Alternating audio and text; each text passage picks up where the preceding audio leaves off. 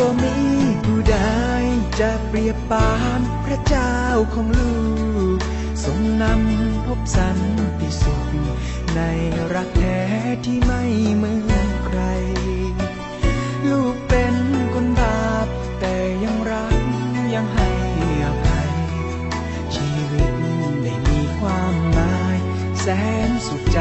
ที่มีพระองค์บ่มีผู้ใดสิ่งใดหรือใครทั้งสิ้นมาเติมหัวใจที่ดินแหลกสลายได้ดังพระองค์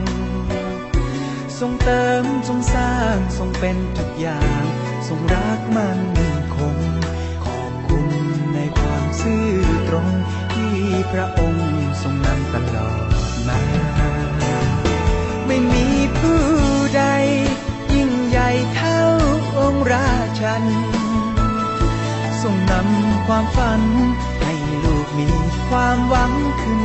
มาพระเจ้าผู้เดียวที่ฟังคำร้องจากใจทุกคราเป็นความชื่นบานอย่างลา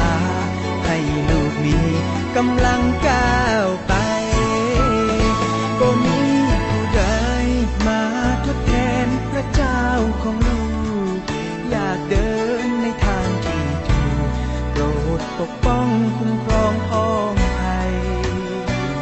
ขอสารภาพว่าลูกรักพระองค์สุดใจมอบจิตวิญญาณใจกายถวายองค์ผู้ทรงรักจริง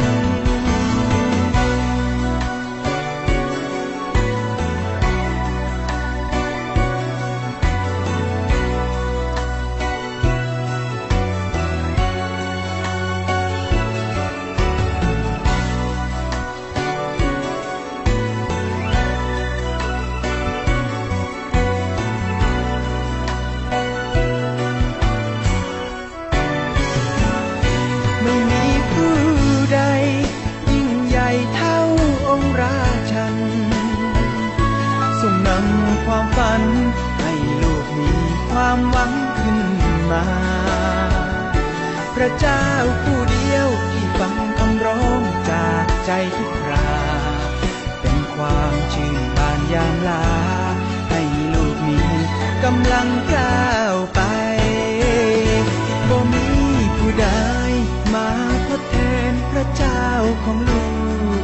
อยากเดินในทางที่ปกป้องคุ้มครองพ้อง